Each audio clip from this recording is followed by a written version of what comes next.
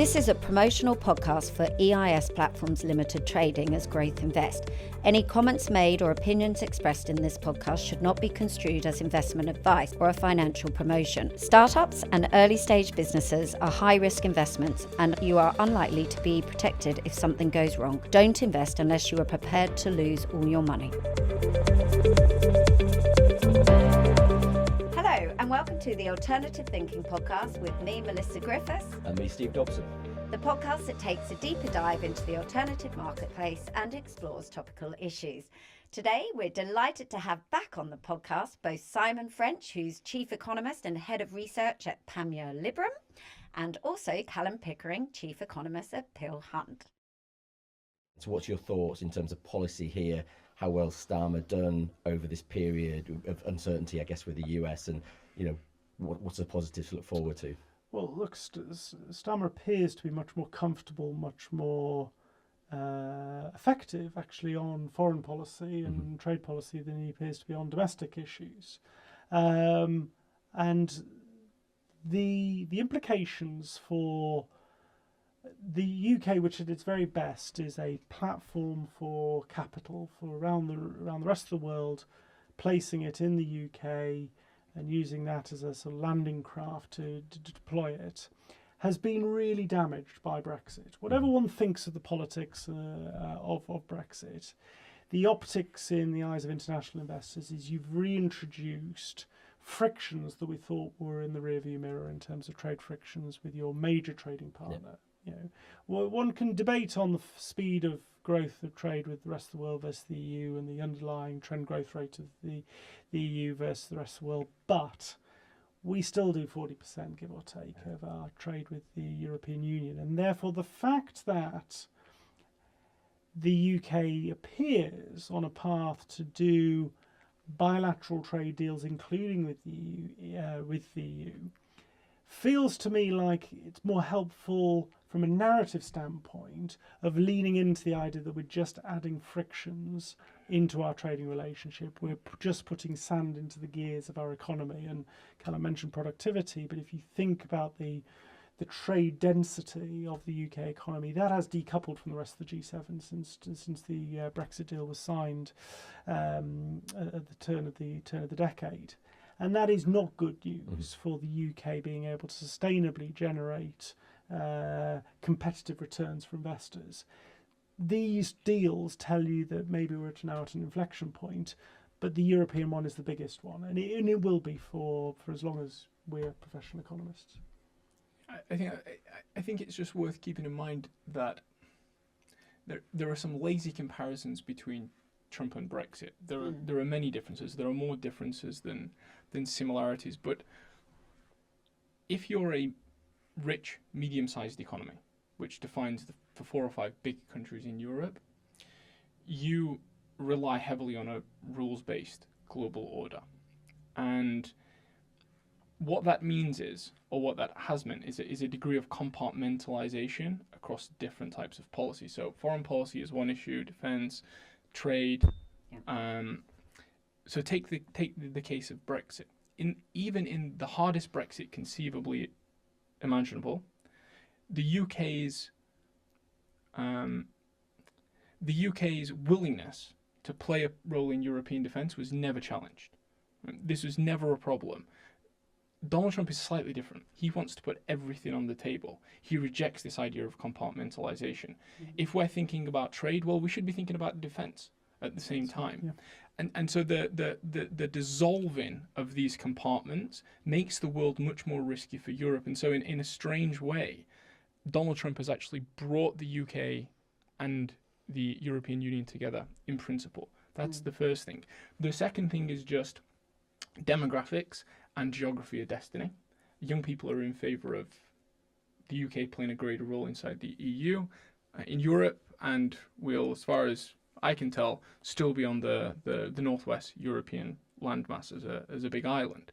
The third thing is, if you look at UK population, let's see what happens with German immigration, but there's every reason to think that, excluding Russia, the UK might be the biggest country in Europe in population terms. And that may also mean it's the biggest economy. It's a very big problem for the European Union if we're not at least within one of these concentric circles that Macron often discusses. But I think actually the thing that will really prove the structural catalyst is if the UK, as part of a European-wide agreement, plays an active role in defence, what you will find is policymakers will see, oh, these trade barriers are very inconvenient. It's costing a lot of money to build aeroplanes in Britain and then shift them back to France and then send them back to Britain. And so these trade restrictions, which introduce costs into rearmament and all this kind of other stuff, will incentivize politicians and policymakers to say, let's just get rid of them. And in doing so, you'll end up freeing the private sector. And so even though we like to see Starmer and whoever, von der Leyen, shake hands and say, we're going to build things forward, that's an important signal. But actually in practice, these structural elements are really the thing that drives the UK and the EU closer. Can I just tack back to your original question on Andrew Bailey's comments? Because you are right that he made quite a big play in the aftermath of the MPC meeting about the relationship with Europe. There are big monetary policy implications, interest rate implications of all of this. One of the worries that the Bank of England have, and one of the reasons why they didn't signal a faster pace of rate cuts, despite the fact that one of the other big tangible impacts of the trade war has been a real collapse in leading indicators of inflation, not necessarily in household surveys, but in the, if you like, the energy complex, gas, oil, the value of currencies, the expectation that there might be some dumping of non-European capacity into the European market or putting down pressure. That lent potentially an angle for the Monetary Policy Committee in the Bank of England to pivot towards a faster pace of rate cuts. The bit that concerns the governor and quite a few members of the MPC is, if you like, the run rate of the UK economy. How fast can it grow?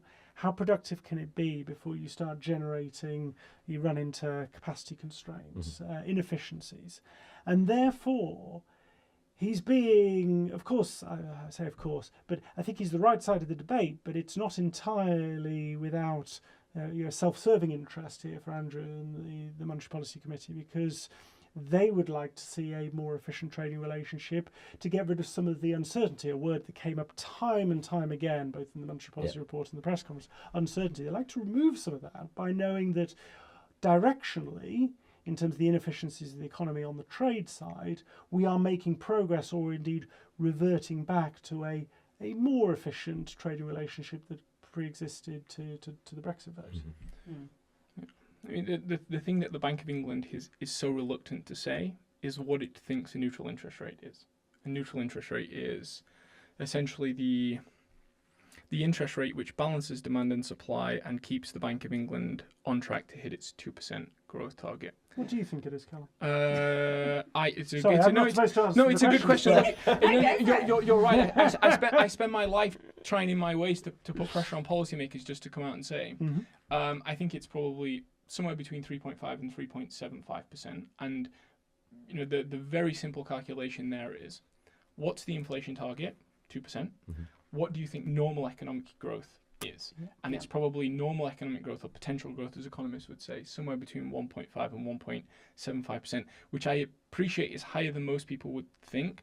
But I do think that the past 4 or 5 years of very unusual shocks, mainly external shocks, have lowered by too much expectations for what future growth is. And I think if to be slightly tongue-in-cheek, if the weird stuff could stop for a while, you would see that the economy would just find a cruising speed which surprises people to the upside. But the Bank of England has a real trouble in factoring in the structural changes on the external and domestic side, which have dramatically influenced potential growth. So the way to think about this is, pre-global financial crisis, the Bank of England roughly knew where potential growth was. They thought it was around 2.2, 2.3%.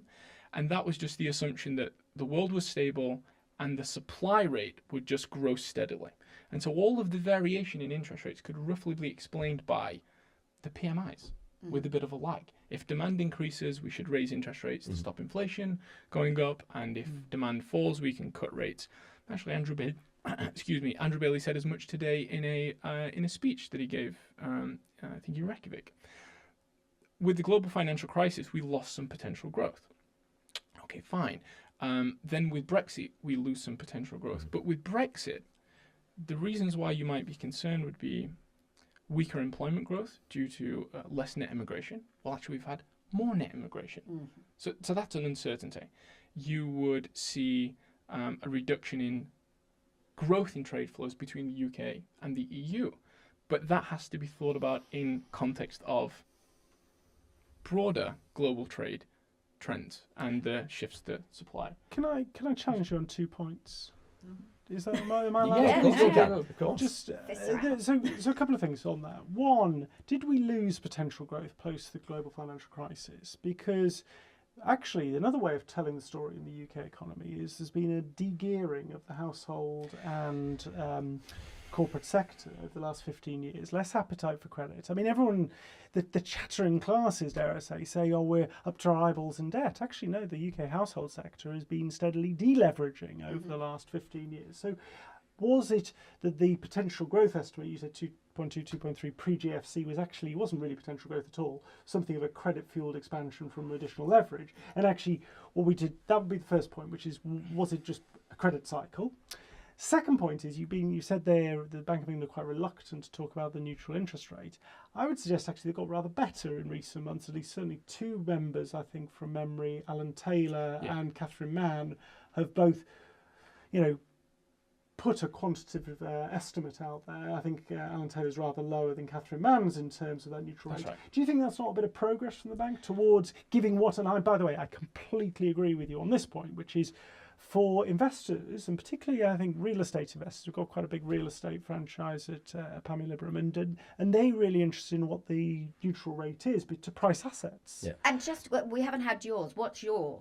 So I'm probably closer to 3 actually. Okay. So you're in the similar. Well, I'd say that's quite a big range, 50 to 75 basis points. So on the real side. But look, but I think the reason why I think it's important that policymakers lay out what they think the neutral interest rate is because I think it actually unlocks some investment, removes some uncertainty, and by the way, be prepared to be wrong. I mean, the only guarantee is that one of the two of us on the sofa, or maybe even both of us, are wrong on that estimate. But actually, if the MPC, if the Monetary Policy Committee, in the same account, and by the way, the Fed I think is doing a little bit better because in their summary of economic forecasts and their projections, they put a long-term estimate of the US interest rate.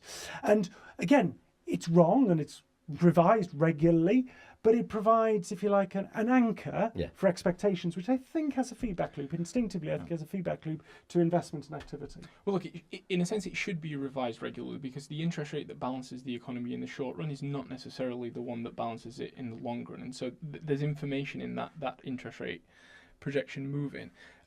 The reason why I think the Bank of England should just come out and say what it thinks the neutral interest rate is because, without getting into the weeds on the model implicitly assumes that there is a neutral interest rate. Yes. Someone has to type it in. I'm exaggerating, but you have to type it in because that's the only way you get any insight from the two key pieces of information that the Bank of England emphasizes, which is what the market expects interest rates to do and what that will mean for the inflation forecast. The only way you build a relationship between the two is by saying, does the market rate versus our benchmark, which is implicitly neutral, actually add to inflation or reduce inflation? So the Bank of England has a view. It just needs to come out and say it. And the advantage of coming out and saying it is that, and just take and again, Simon understands this. I almost called you French. Sorry, I did in the end. But we are friends, despite we're very good friends. Despite we're very good friends. We let's suppose it's 3, and let's say take my upper estimate, which is 3.75%. Current bank rate is 4.25. If my view is right, it means there's 50 basis points of tightening. Yeah. If Simon's view is right, there's 125 basis points of tightening. And directionally, that gives markets two things: an idea of how far rates can go and roughly how long it will take. And it also clarifies the signal from the bank. So I think that's important. Just going back to the pre-GFC. So again, lazy economist view. most bubbles don't pop, and even the ones that do tend to create more than they destroy. Yeah. Right? Even in some sense, housing market bubbles. Right? People need somewhere to live. And so you have to be very, very wary of the argument that, in my view, where you go through a period of, let's say a bubble, that represents growth that is in some way false or in excess of what the economy could produce. That's his very polite way of saying I'm wrong. No, but no, it's just to say that you could easily just describe the record of history as a series of bubbles. Yes. That's the point. And so and that just in a way just describes the business cycle. Like if the economy is producing real output growth at 3.5%, and you accumulate real assets in doing so, and living standards go up, in the end that's sustainable. Right? Yeah. Unless you want to make the case that real GDP is going to be lower in the future, almost by definition, you've just produced some sustainable output. And then the other thing just to say is after the global financial crisis, we went through this long period of deleveraging, which was necessary.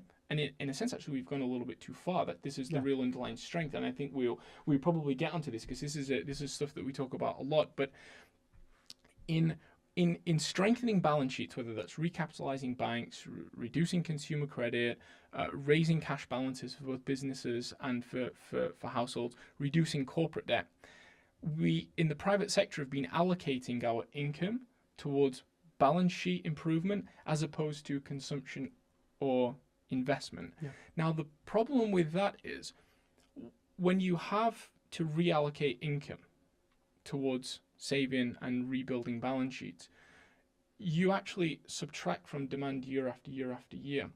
And I'm becoming quite convinced actually that a lack of demand eventually leads to a lack of supply. And so the weak demand on its own reduced potential growth would be my view. And I think that you can debate on the size. So that's the post-GFC. But then with Brexit, you get on the trade side, on the immigration side, but then also on the inflow side, FDI, you get these supply side shocks, which directly impact economic growth. And so we've certainly lost potential growth over this period. But again, I think we need to be a little bit careful in thinking about economic shocks as being permanent in the sense that German reunification was a 5-year problem, right? The global financial crisis was a 5 or 6 year problem. Brexit's 5 or 6 year problem. We're dynamic, the private sector. It adjusts. Even governments adjust with a little bit of a lag. And so the view that the UK leaving the EU has permanently lower potential growth, I think is wrong.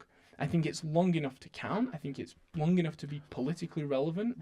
But the idea that the economy can't adjust and return to a growth rate that it enjoyed inside the EU, I don't think that's right. And the Bank of England's problem is, unfortunately, so many components have shifted on a structural basis. Yeah. It's just hard to see what comes out. And to give a very practical example of that, and the one of the big characteristics of the UK economy in recent years has been this surge in inward migration. So whenever I use my social media account to talk about the latest GDP data, immediately someone fires back, but you should be talking about GDP per capita.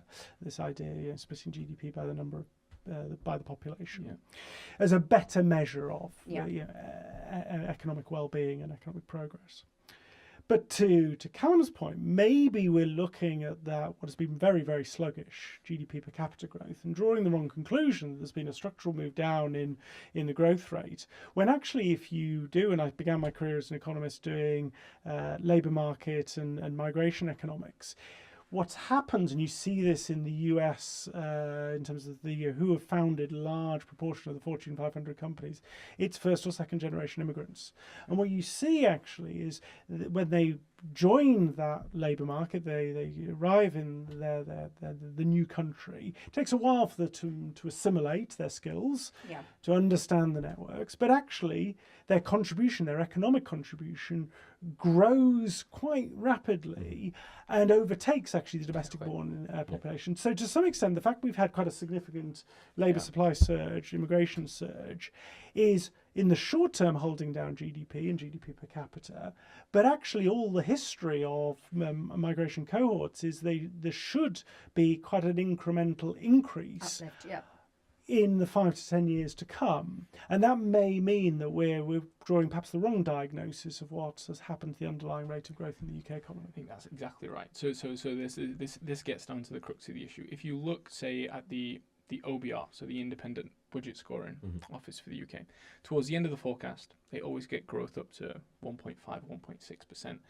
And it's very, very difficult to get a potential growth rate below that, given the UK's population dynamics. If we just integrate workers into the labour market about as well as we've ever done, even with a very pessimistic view on productivity. And so I think there are two things which are worth pointing out here, and I think to a certain extent both are a bit misunderstood. There's how well the economy is doing on a cyclical basis, how well is it doing on a structural basis. And tell me if you may disagree with this, but if we were to imagine the counterfactual,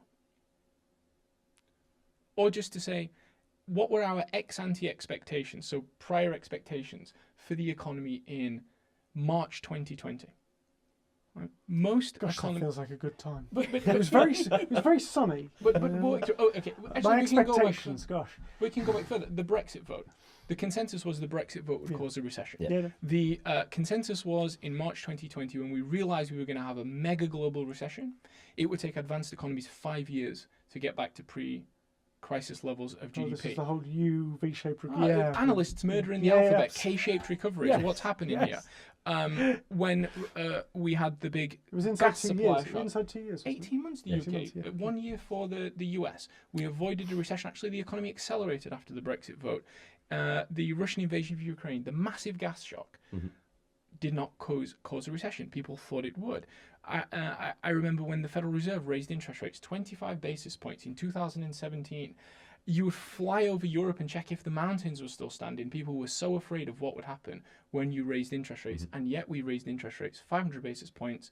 The mountains are still standing, and economies don't go into recession. No. The point here is the absence of these shocks is actually quite an impressive economic story, would be my guess. Yeah. What we've seen is, against these huge shocks, economies consistently surprised to the upside. And they're very resilient, aren't they? Extremely resilient. So on a cyclical basis, including the UK, I think the economy has outperformed expectations. When it comes to structural issues, this is where we have some real problems. So with our population growth, given how far we are behind, let's call it the potential productivity frontier in things like energy or AI, the UK should be, if policymakers get their act together, an economy that, for a period, not as far as the eye can see, catches up with growth in the mid-twos. Yeah. Instead, we probably have growth under normal circumstances, given policy, in the, say, 1.5, 1.7% range, which means we're a full percentage point below full 1 percentage point below where we should be. What I would like to see is a period where we can get back to potential growth, because I think it would give policymakers and economists a better sense of the magnitude of our problem. And then we can start to understand exactly what's causing it. What we unfortunately have at the moment is, I think, a lack of appreciation of the resilience, an idea that the last 5 years, which have been very, very unusual for these external supply shocks, give us actually a baseline for what economic growth looks like in the future, and I don't think it does. And so what happens is we end up overestimating the structural problems, and actually what it produces is a huge lack of impatience when it comes to policy decision making, which I think is the thing that explains trust. It's the thing that explains the last budget, which the market didn't like. And so just to get to a normal growth rate would just allow everyone to go, actually, it's not quite as bad as we thought. Now let's focus on the stuff that really, really matters. To hear more, tune in to either YouTube on video or all good podcast channels.